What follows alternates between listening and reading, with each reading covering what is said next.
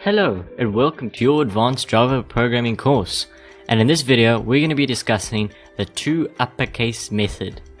Now before we begin, let's first start by creating our project. Now the more perceptive of you have probably already guessed what the toUpperCase method does.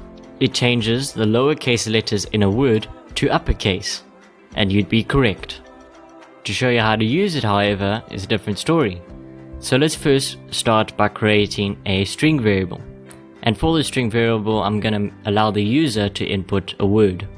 So string word equals jOption pane.show input dialog, and in the brackets enter a word. Of course, I still need to import my JavaX Swing packages, but there is a cheap shortcut by just clicking the light bulb and add import of JavaX Swing jOption pane. However, I wouldn't recommend using this all the time. You may have to use other assets, so it might save more time and lines of code if you just import the entire Swing package of assets. And you do that by just using a star after the dot swing. Now we're going to start using our method. So let's create a second string variable and then change it.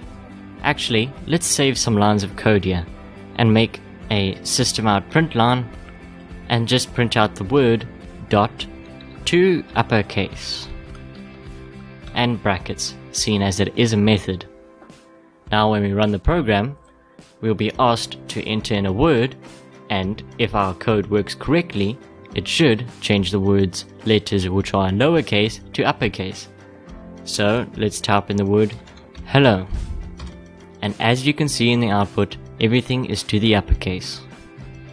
A method such as this is often used to do things that the user isn't required to. For example, the user enters in their name but doesn't use capital letters for the first letters. This method will come in handy in assuring that those letters are in their capitals. The toUpperCase method is then used on the first letters, and don't worry, if they are already in caps, it leaves them as is. The toUpperCase method won't affect anything that's already in caps, and to prove it, I shall run the program again and write the word hello again, but a few letters in their capitals.